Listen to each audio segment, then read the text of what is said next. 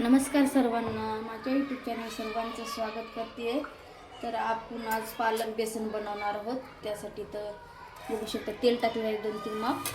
आता मी तडका मारणार आहे, बेसन करणार आहे. चला म्हटलं तुमच्यासोबत शेअर करावं. साध्या सोप्या पद्धतीचं बेसन आहे. तिखट टाकलेले आहेत, जिरे आहेत.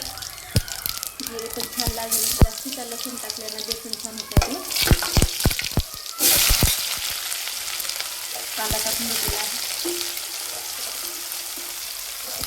कांद्याला छान असं लाल होईपर्यंत मी भाजून घेते तेलामध्ये. बघू शकते घेते यामध्ये मी बघू शकता मिरची वगैरे टाकून घेते.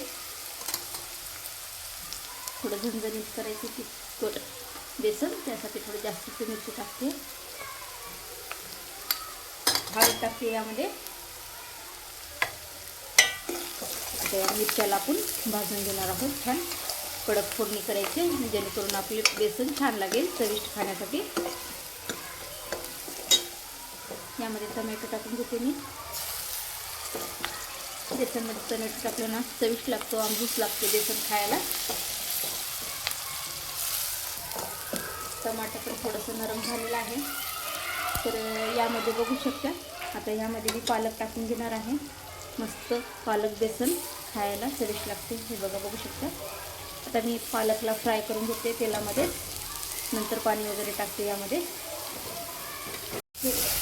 हे बघा बघू शकता पालक असं फ्राय झालेलं आहे. मस्त तेल सुटलेलं आहे. बघू शकता अशीच सुद्धा भाजी खायला एकच नंबर लागते. हे बघा छान तेल सुटले. यामध्ये मी पाणी टाकून घेते.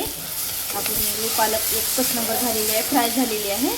आता रेडी आहे. आता पाणी टाकण्यासाठी तर टाकून घेऊया. मला 1 ग्लास असंच करायचं होतं म्हणून 1 ग्लास पाणी टाकलेलं आहे.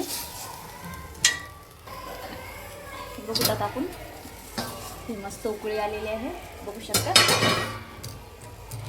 बघा आता यामध्ये नमक टाकून घेणार आहोत आपण. कारण नमक टाकलं नव्हतं. चवीनुसार नमक आहे. तर थोडं थोडं बेसन करून टाकून घेऊया आपण. या पाण्याला उकळी आली ना तर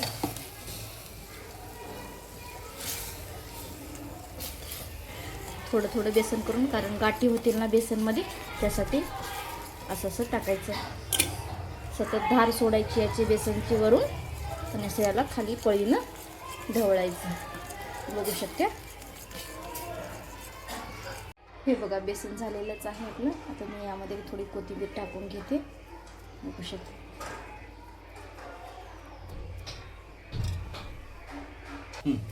हे बघा बघू शकता मस्त लगेच झालेलं आहे आपलं बेसन पालक. छानसं खाण्यासाठी रेडी आहे. माझे व्हिडिओ जर आवडत असतील तर लाईक करा, शेअर करा, कमेंट करा. नवीन असाल चॅनलवरती तर सबस्क्राईब करा. खूप खूप धन्यवाद तुमचे. हे बघा जेवण्यासाठी रेडी आहे. बघू शकता.